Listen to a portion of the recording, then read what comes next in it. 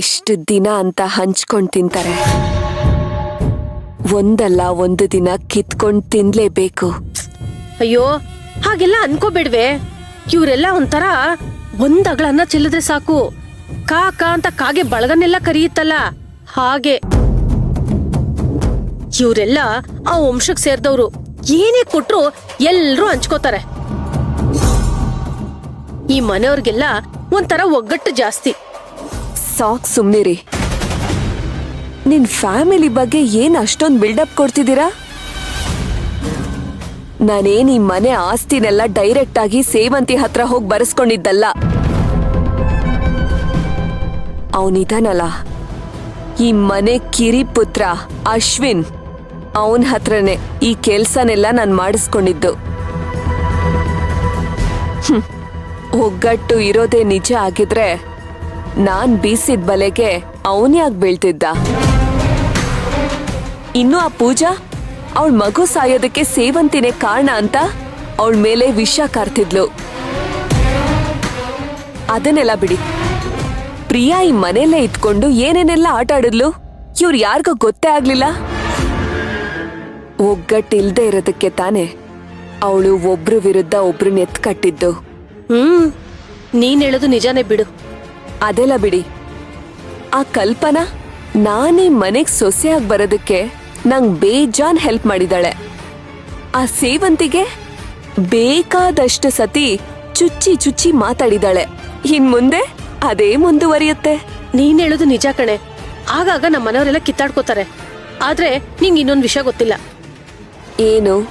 ಎಷ್ಟೇ ಕಿತ್ತಾಡ್ಕೊಂಡ್ರು ಒಂದಲ್ಲ ಒಂದಿನ ಎಲ್ರೂ ಆ ಸೇವಂತಿ ಒಂದು ಮಾಡ್ಬಿಡ್ತಾಳೆ.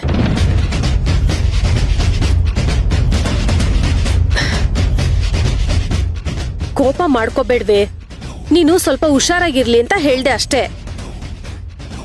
ಈ ಸತಿ ಯಾವುದೇ ಕಾರಣಕ್ಕೂ ಈ ಫ್ಯಾಮಿಲಿ ಒಂದಾಗಲ್ಲ. ಛಿದ್ರ ಛಿದ್ರ ಆಗತ್ತೆ.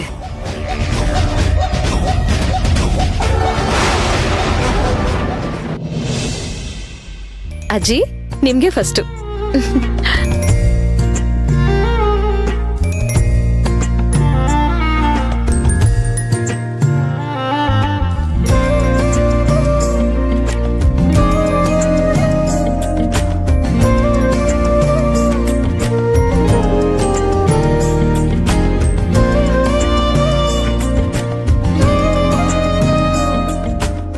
ಅಜ್ಜಿ ನೀವು ಕತೆ ಶುರು ಮಾಡಿ. ಹಾ. ಒಂದೂರಲ್ಲಿ ಒಬ್ಳು ರಾಣಿ ಇದ್ಲಂತೆ.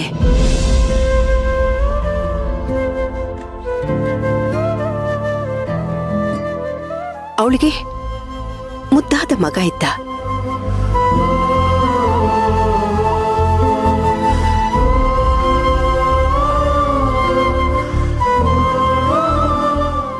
ಇದ್ದಕ್ಕಿದ್ದಾಗೆ ಅವಳಿಗೆ ಕಾಯಿಲೆ ಬಂದಂತೆ. ನನಗೇನಾದ್ರೂ ಹೆಚ್ಚು ಕಡಿಮೆ ಆದ್ರೆ ನನ್ ಮಗಂಗೆ ಯಾರ ಗತಿ ಅಂತ ಅವಳಿಗೆ ಯೋಚನೆ ಆಯ್ತಂತೆ.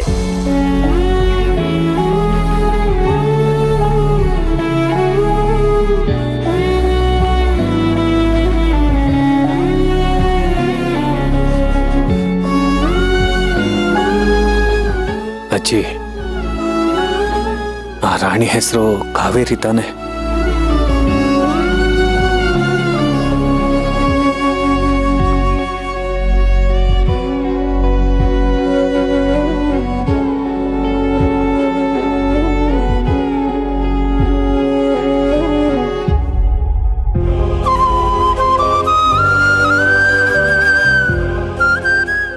ಮಗನ್ಗೆ ಅವಳಿಲ್ಲ ಅನ್ನೋ ಕೊರಗ್ ಬರಬಾರ್ದು ಅಂತ ಒಂದೊಳ್ಳೆ ಕುಟುಂಬದ ಜೊತೆ ಅವನನ್ನ ಬಿಟ್ಟೋಗ್ತಾಳೆ.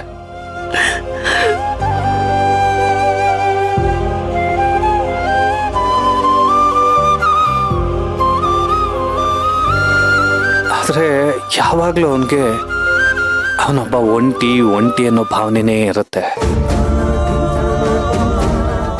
ಅಮ್ಮನ ಹತ್ರ ದಿನ ಕೇಳ್ಕೊಳ್ತಾ ಇದ್ದ,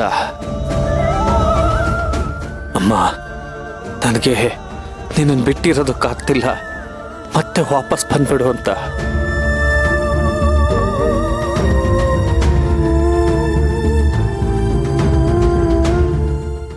ಆಗ ಮನೇಲಿ ಅವನಿಗೆ ಇನ್ನೊಬ್ಬ ಅಮ್ಮ ಸಿಗೋ ಥರ ಮಾಡ್ತಾಳಂತೆ.